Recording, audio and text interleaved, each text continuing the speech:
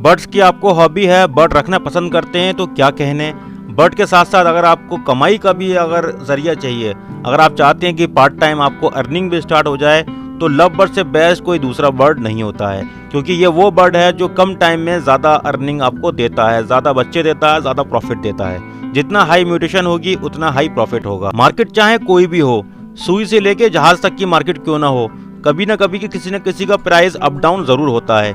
Example के तौर पे अगर टेक्नोलॉजी की तरफ देखा जाए, खासतौर से मोबाइल की तरफ, लैपटॉप की तरफ देखा जाए, तो जब ये लॉन्च होते हैं तो उनका प्राइस बहुत हाई होता है, लेकिन कुछ टाइम के बाद उनका प्राइस एकदम डाउन हो जाता है। तो इसका मतलब ये नहीं कि लैपटॉप ख़राब चीज़ है या फिर आईफोन या दूसरे फ़ोन कोई ख़राब चीज़ है। हमेशा हर चीज़ का प्राइस अप डाउन ज़रूर होता है। मार्केट किसी भी चीज़ की स्टेबल नहीं रहती है। उसी तरीके से लव बर्ड की दुनिया है। लव बर्ड का भी प्राइस कभी भी स्टेबल नहीं रहता है, लेकिन इतना ज़रूर है ये कभी भी आपको घाटे का सौदा नहीं पड़ता। कभी भी लव बर्ड रखने वाला कभी भी घाटे में नहीं जाता। अगर आपके पास अच्छे खासे पेड़ लगे हुए हैं और आपने उसे अर्निंग के पर्पज़ से आपने लगाए हैं, तो आपको वो कुछ ना कुछ दे के जाते हैं, और कुछ ना कुछ का मतलब ये है कि अच्छा खासा दे के जाते हैं। मैं लव बर्ड लगाया हुआ हूँ, मुझको पता है इसकी अर्निंग क्या होती है। हमने मार्केट में देखा है बहुत लोग ऐसे हैं कि एक बार अगर किसी चीज़ का प्राइस गिर गया, खासतौर से बर्ड्स में, तो वो बर्ड छोड़कर ऐसे भागते हैं जैसे बर्ड्स इनका जानी दुश्मन है। बर्ड्स की दुनिया में महारत वही हासिल कर सकता है, जीत वही सकता है जिसके अंदर सब्र हो, पेशेंस हो। जिसके अंदर सब्र नहीं है, जिसको एकदम से हर चीज़ का मुनाफा चाहिए, हर चीज़ का प्रॉफिट चाहिए, वो हमेशा इंसान फेल होगा। लव बर्ड हो चाहे दूसरा बर्ड हो, हमेशा सब्र करने वाला ही इसमें जीतता है। कभी न कभी किसी न किसी बर्ड का प्राइस ज़रूर गिरता है। आज से कुछ साल पहले कनूर का प्राइस गिरा था, एक बार बजीज का बहुत ज़्यादा प्राइस गिरा था, एक बार कॉकटेल का प्राइस गिरा था। आज आप इन सब की मार्केट देखें कितनी हाई है। उसी तरीके से लव बर्ड का प्राइस कभी गिरता है तो कभी इतना उठता है कि आपको देखने को नहीं मिलता। फिर आप ब्रीडर के पास जाते हैं, जब प्राइस हाई होता है फिर आपको ब्रीडर के मुंह मांगे दाम में बर्ड्स खरीदना पड़ता है, क्योंकि ब्रीडर कहता है मैं इससे कम का नहीं दूंगा। तो फिर आप उसको उसी प्राइस में खरीदते हैं जिस प्राइस में फिर ब्रीडर बोलता है। दोस्तों, लव बर्ड एक ऐसी चीज़ है, लोगों ने कौड़ियों से करोड़ों कमाए, यानी कि थोड़ा बहुत पैसा लगा के अच्छा खासा उन्होंने अर्निंग करी है, खासतौर से वर्किंग बर्ड से। अगर आपने कोई वर्किंग बर्ड्स लिए हैं, अगर आपने स्प्लिट्स लिए हैं, तो स्प्लिट से आप बहुत अच्छी क्वालिटी के बर्ड्स प्रोड्यूस करवा सकते हैं। तो इसमें क्या होता है, आप सस्ते बर्ड लेते हैं और महंगे बर्ड्स प्रोड्यूस करवाते हैं। जो भी नए फैंसियर हैं जो इस दुनिया में आना चाहते हैं, लव बर्ड खरीदना चाहते हैं, लव बर्ड के सेटअप लगाना चाहते हैं, मैं उनसे यही बोलूँगा कि आप ज़्यादातर बर्ड स्प्लिट्स खरीदें, चाहे वो स्प्लिट्स रेडाई हों चाहे वो स्प्लिट्स ऑफलाइंस हों। इससे आपको अच्छी क्वालिटी के बर्ड्स मिलेंगे, क्योंकि स्प्लिट्स हमेशा जो होता है वो क्वालिटी को सुधारता है और एक स्ट्रॉन्ग बर्ड पैदा करता है।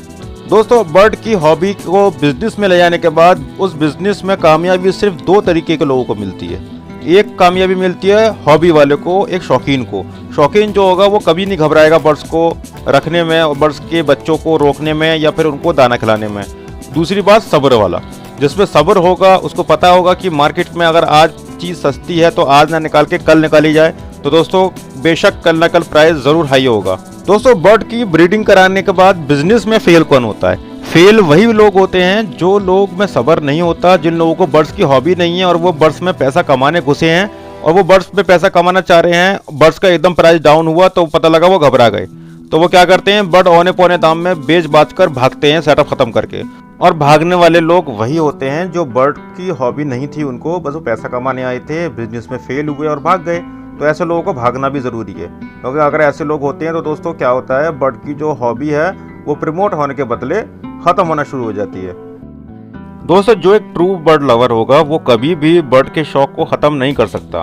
उसको तो आज उसके पास अगर 40 पेयर हैं तो कल को वो 50 पेयर रखेगा। जैसे दोस्तों मैं हूँ, मेरे पास अभी कुछ टाइम पहले 30-40 पेयर थे, लेकिन आज मैंने करीब 100 पेयर कर लिए लव बर्ड के। क्यों? क्योंकि मुझको पता है कि लव बर्ड में क्या है और क्या नहीं है। मैं जानता हूँ बहुत अच्छे से लव बर्ड की दुनिया को, लव बर्ड के शौक को, लव बर्ड के पार्ट टाइम को मुझे पता है, क्योंकि मैंने इसको ऑब्जर्व किया है बहुत करीब से। दोस्तों, कंक्लूजन इस वीडियो का बस यही है कि प्राइस अप डाउन होते रहते हैं, आपको सब्र करना है और अपनी जो हॉबी है उसको ना छोड़ें, हॉबी को प्रमोट करते रहें, हॉबी में लगे रहें। और बर्ड वर्ड कोई भी हो, कभी भी किसी बर्ड का शौक लोगों के दिल से आप ख़त्म नहीं कर सकते। जो शौक है वो शौक रहेगा। मार्केट का क्या है तो आनी जानी रहती है, कभी डाउन होता है तो कभी हाई होता है, तो हाई और डाउन को लेकर आपको ज़्यादा सोचना नहीं है। तो चलते हैं दोस्तों, अगली वीडियो फिर मुलाकात होगी। तब तक अपना ख्याल रखें, अपनी बर्ड्स का ख्याल रखें, और हाँ, मार्केट का प्राइस फिर अपनी जगह बहुत जल्दी आएगा।